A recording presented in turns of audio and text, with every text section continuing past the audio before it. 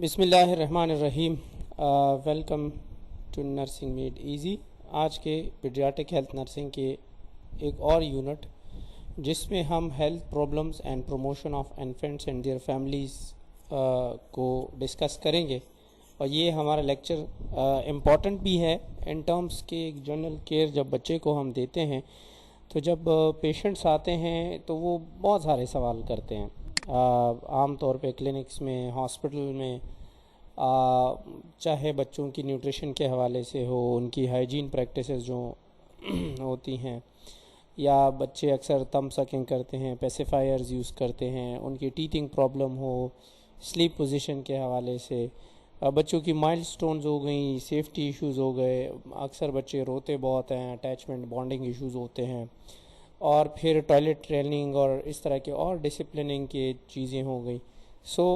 ये सारे सवालात जो है ना बहुत ज़रूरी होते हैं, और कोई भी क्लिनिशियन हो तो उनको ये समझना बहुत अहम है कि किस तरह जो कॉमन एंजाइटीज़ होती हैं पेरेंट्स की बच्चों को लेकर, तो उनको कैसे मेडिकेशन के बगैर हम इनिशियली काउंसलिंग के ज़रिए कैसे हल कर सकते हैं। तो आज का लेक्चर हमारे इस हवाले से बड़ा इम्पॉर्टेंट है।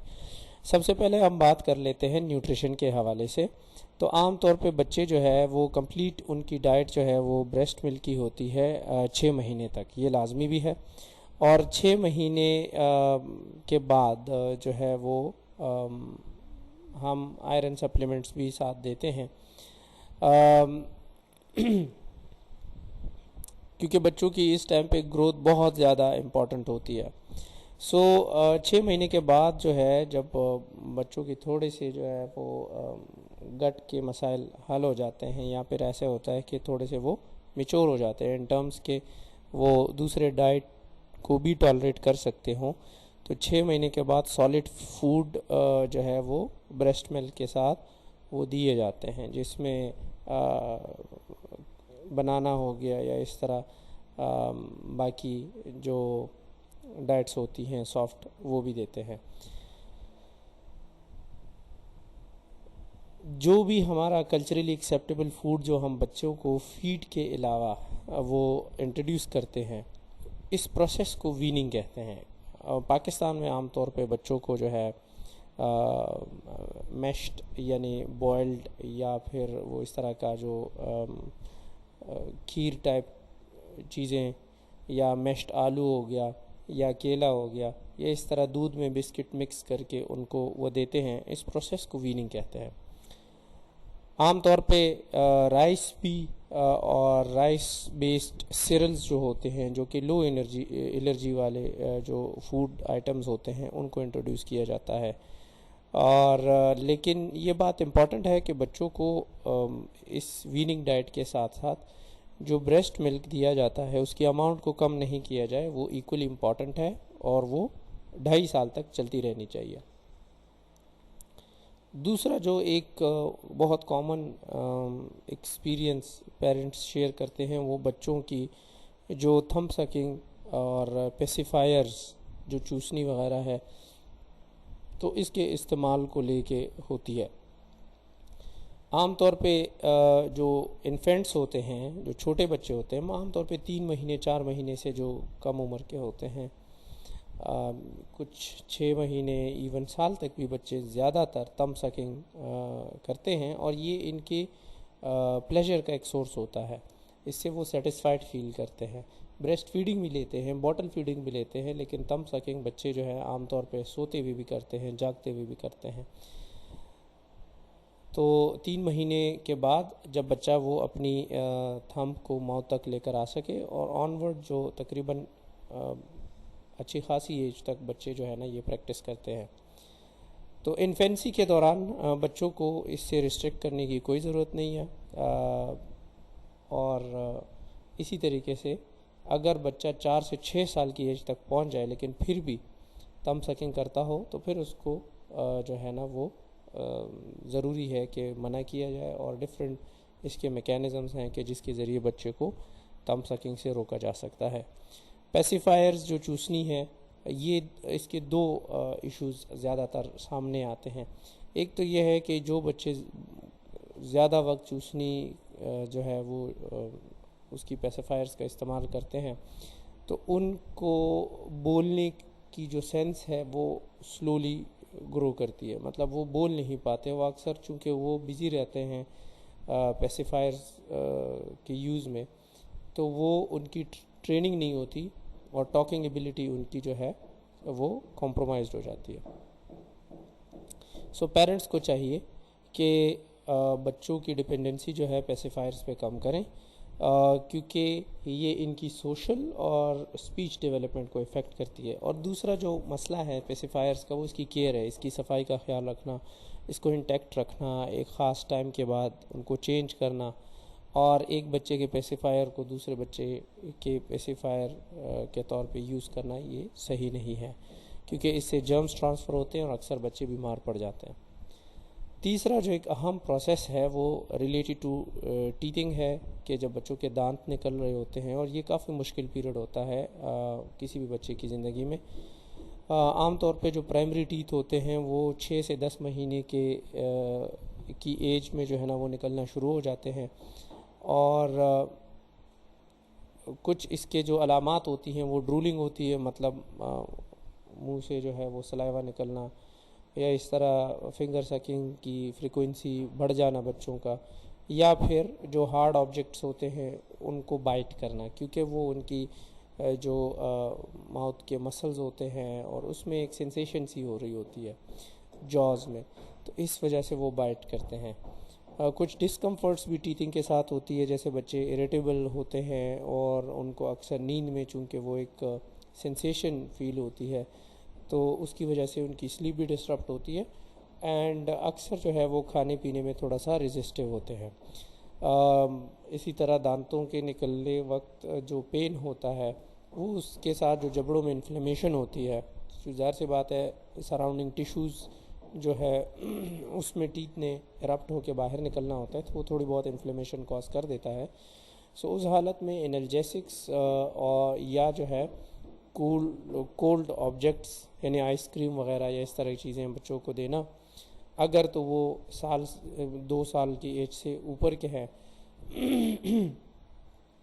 तो ये नॉर्मल बात है, लेकिन उससे कम अगर हैं तो जो प्रोसेस्ड फूड होता है उसको अवॉइड करना चाहिए। एक और बहुत कॉमन इशू बच्चों में आमतौर पे देखा जाता है वो है सेपरेशन एंजाइटी, और जिन लोगों को वो नहीं जानते तो उनसे डर लगना, जिसको स्ट्रेंजर्स फेयर भी कहते हैं। 4 से 8 महीने के दरमियान 3 साल की उम्र तक बच्चे आमतौर पे सेपरेशन एंजाइटी, और उन लोगों को जिनको वो नहीं जानते उनको अगर देखते हैं तो वो डर जाते हैं या वो छुप जाते हैं। और ये सेपरेशन एंजाइटी जो है या जो स्ट्रेंजर फेयर है, ये इम्पॉर्टेंट कंपोनेंट है एक बच्चे का अपने पेरेंट्स के साथ और उनकी अटैचमेंट आपस में, इस हवाले से। तो पेरेंट्स को चाहिए कि वो जो उनके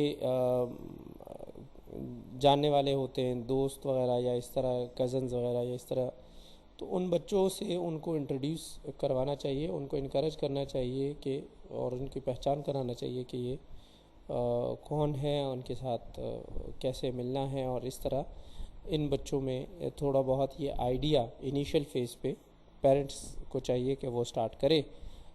बाकी पेरेंटिंग के जो अपने उसूल हैं उसको मद्देनज़र रखते हुए, लेकिन बच्चों की ये सेपरेशन एंजाइटी और स्ट्रेंजर फेयर ख़त्म करना पेरेंट्स के लिए बहुत ज़रूरी होता है।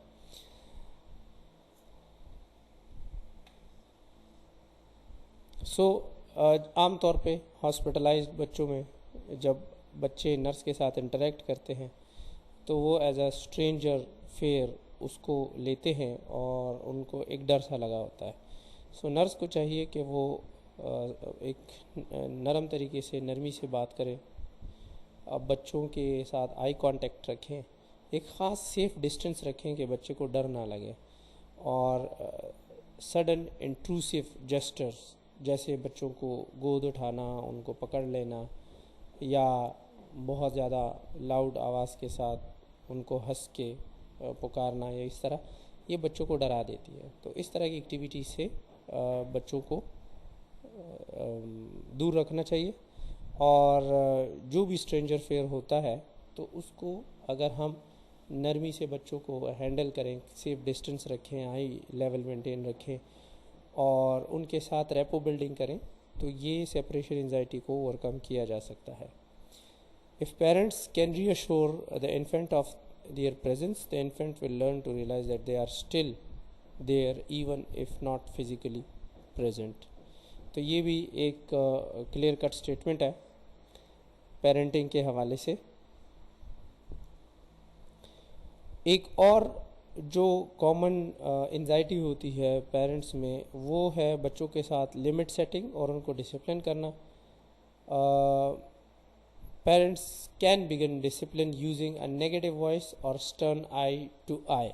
मतलब बच्चों को किसी काम से रोकने के लिए जब हम उन बच्चों को आवाज़ दे देते हैं नरम, वो थोड़ा सा उसके हिसाब से गुस्से में नहीं लेकिन एक तमहीद के शक्ल में जब बच्चों को हम वार्न करते हैं कि ये नहीं करना, ये अच्छी बात नहीं है, और उनके साथ जो हम आंखों में आंखें मिला के उनको बताते हैं, उनको आंखों के इशारे से समझाते हैं, तो ये एक लिमिट सेटिंग और डिसिप्लिन का कंपोनेंट होता है जो कि अक्सर स्कूल गोइंग चिल्ड्रन में इम्पॉर्टेंट होता है कि उनको सिखाया जाए.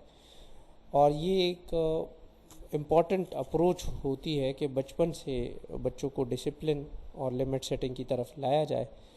ये पेरेंटिंग के लिए भी इम्पॉर्टेंट है और बच्चों की सोशल लाइफ के हवाले से भी आगे फ्यूचर में बहुत काम आती है.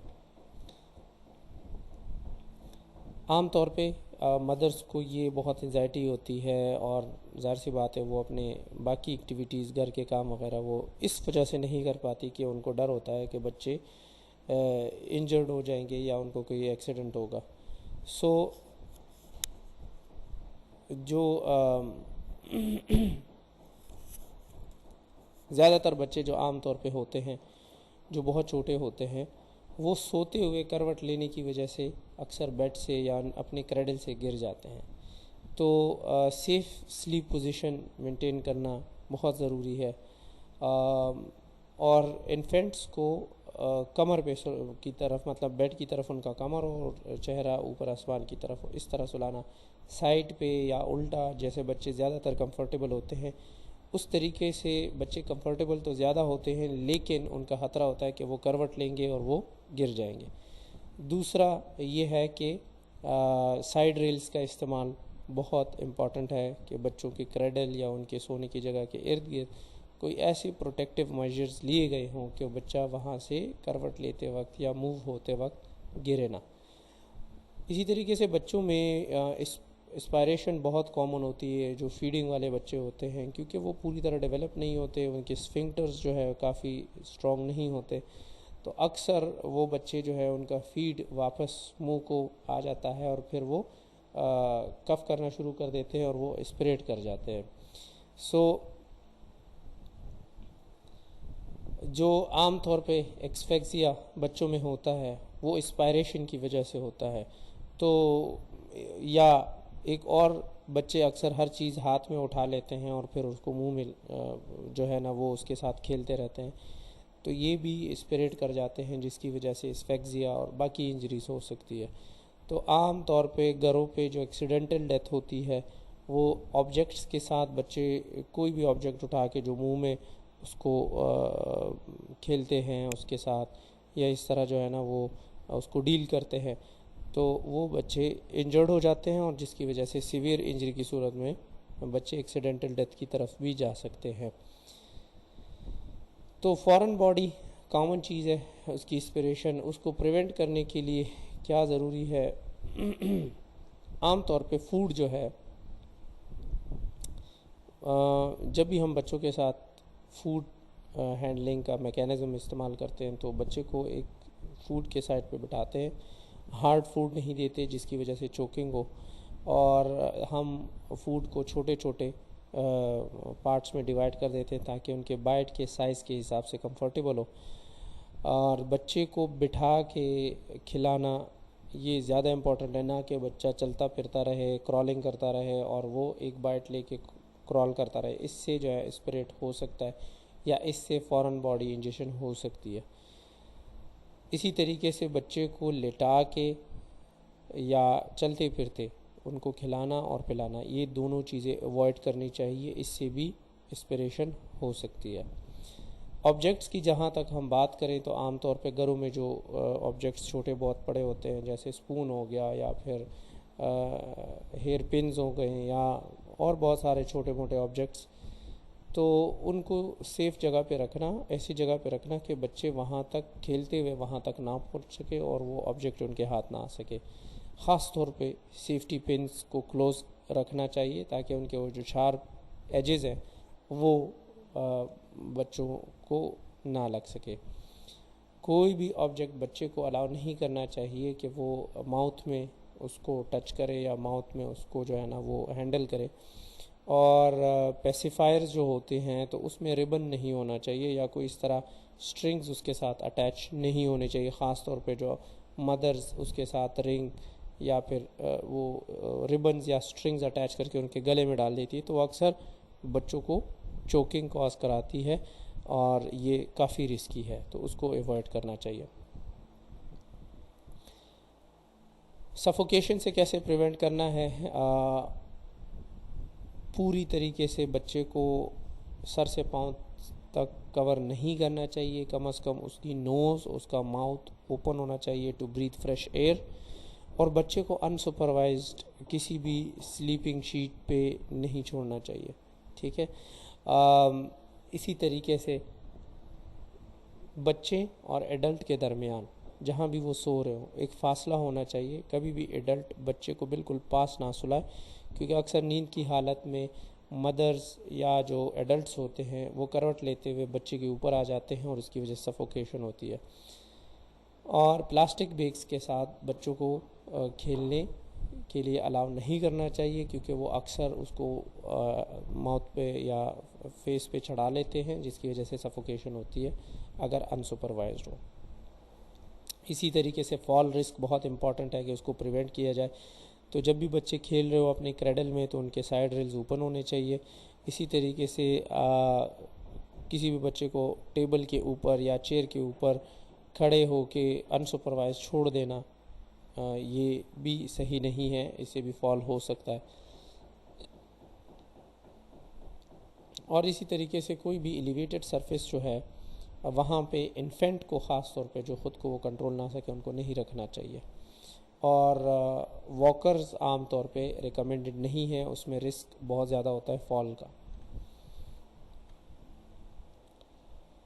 क्विशॉकर ये एक डिज़ीज़ है, प्राइमरीली डिफिशिएंसी ऑफ प्रोटीन होती है इसमें। जब एडिक्वेट सप्लाई होती है कैलोरीज़ की, लेकिन कैलोरीज़ में प्रोटीन की डिफिशिएंसीज होती है, तो वो एक डिज़ीज़ की तरफ लीड करती है जो न्यूट्रिशन से रिलेटेड है और इसको क्विशॉकर कहते हैं। इसकी आम तौर पे जो कॉजेज़ हैं उसमें कल्चरल, साइकोलॉजिकल और इन्फेक्टिव रीज़न्स आते हैं। कुछ कल्चर्स में जो है ऐसे फूड बच्चे को दिए जाते हैं जो प्रोटीन डेफिशिएंट होते हैं। कुछ पेरेंट्स के साइकोलॉजिकल इश्यूज़ होते हैं कि बच्चे को ये देना है, ये नहीं देना, इससे बीमार हो जाएगा। और कुछ इन्फेक्शंस के साथ भी जो है वो बच्चे एंड अप कर जाते हैं कि जिसकी वजह से ये इस डिज़ीज़ में एंड अप कर जाते हैं। एक माइकोटॉक्सिन मोल्ड है, यानी फंगस है, उसको एफ्लाटॉक्सिन कहते हैं। और ये आम तौर पे जो स्टोर्ड ग्रेन्स होती हैं हमारे पास उस पे मौजूद होता है और ये बच्चों के इंटेस्टाइन में भी बहुत कॉमन है। वो बच्चे जो क्विशॉकर के साथ होते हैं, मतलब इस बीमारी से सफ़र कर रहे होते हैं, उनके इंटेस्टाइन में भी ये फंगस बहुत कॉमन होता है। सो ये बेसिकली प्रोटीन को एब्जॉर्ब नहीं होने देता बॉडी में। आम तौर पे पैथोफिजियोलॉजी इसकी क्या है उसको थोड़ा सा डिस्कस कर लेते हैं। हमारे बॉडी में टिश्यू ग्रोथ के लिए और सेल की रिपेयर के लिए प्रोटीन बहुत इंपॉर्टेंट है। तो स्किन आम तौर पे इस बीमारी में स्केली होती है, ड्राई होती है और पिगमेंटेशन उस पर होती है, दाग होते हैं। सिवियर डर्माटोसिस होता है क्योंकि इसमें मल्टीपल वाइटामिन्स जो हैं जो बॉडी के लिए ज़रूरी होते हैं तो वो भी डिफिशेंट होते हैं, जिसकी वजह से सीवियर डर्मेटोसिस होता है।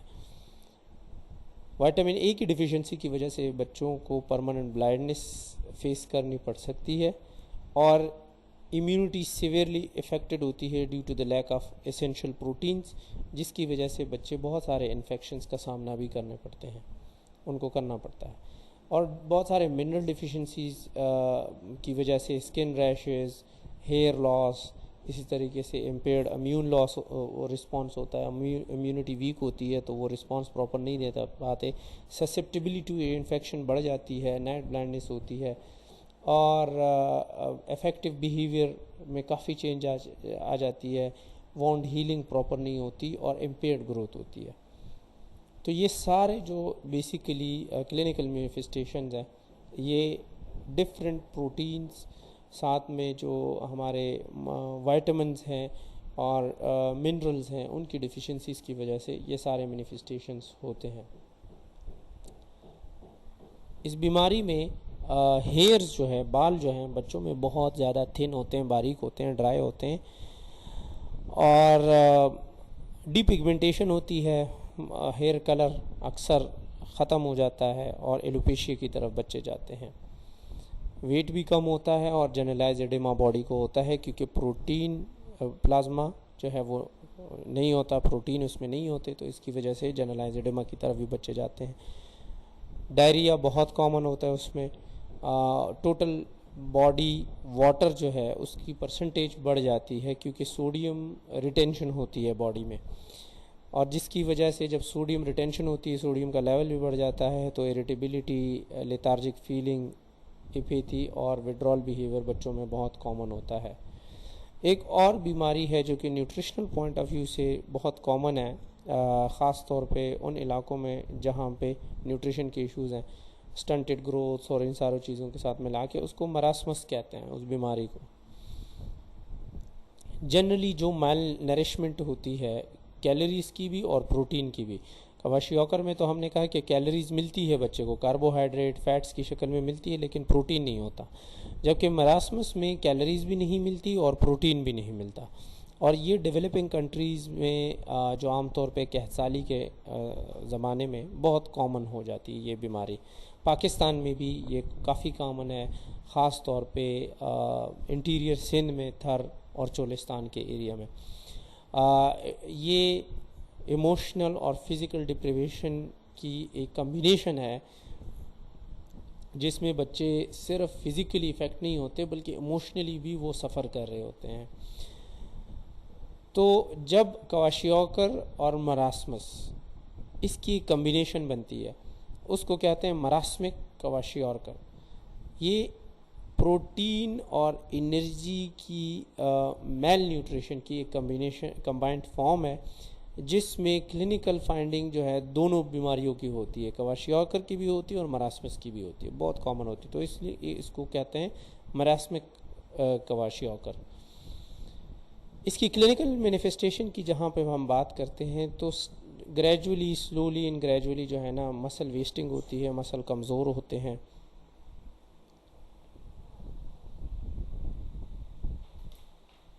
इसी तरीके से बच्चे आम तौर पे बहुत कमज़ोर और अपनी उम्र से ज़्यादा के दिखते हैं क्योंकि इनकी स्किन जो है वो फ्लैबी होती है, उस पर रिंकल्स होते हैं और स्किन बहुत लूज़ होती है उनकी।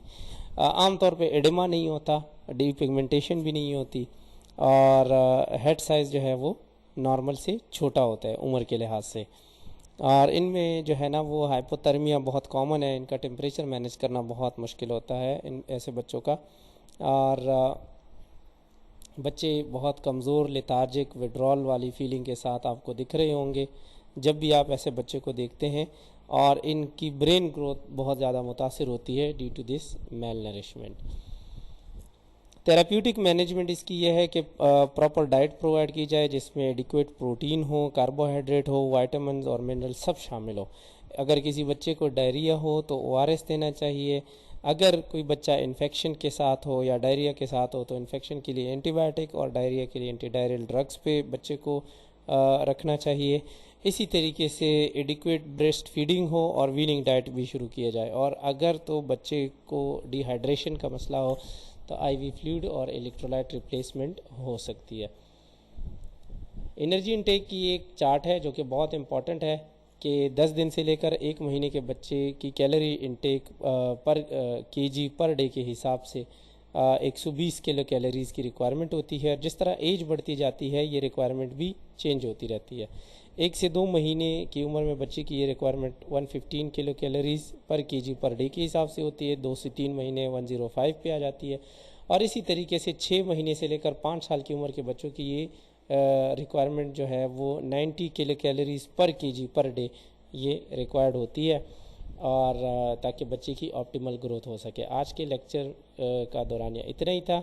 इंशाल्लाह नेक्स्ट लेक्चर में हम मज़ीद डिस्कस करेंगे। अगर कोई सवाल है तो कमेंट सेक्शन में पूछ सकते हैं। थैंक यू एंड अल्लाह हाफ़िज़।